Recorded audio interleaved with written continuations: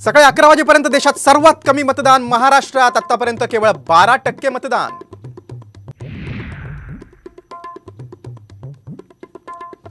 देशातील निवडणुका ईव्हीएम वरच होणार, सुप्रीम कोर्टाचा मोठा निर्णय, बॅलेट पेपर संदर्भातील सर्व याचिका फेटाळल्या।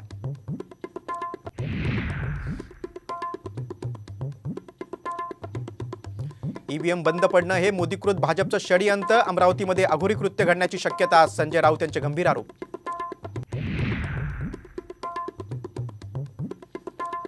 नाशिकमध्ये छगन भुजबळांची मोठी खेळी, भुजबळांचे विश्वासू दिलीप खैरेंनी घेतला उमेदवारी अर्ज, तर नाशिकची जागा आमचीच, शिंदे गटाचा पुनरुच्चार।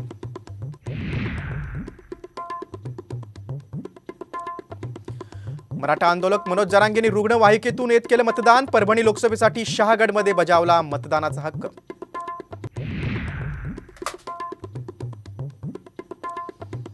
ओमराजेंवर टीका करताना तानाजी सावंतांची जीभ घसरली, भंगारवाल्याची औलाद असा उल्लेख, जिल्ह्यातील संस्थांची वाट लावल्याचा आरोप।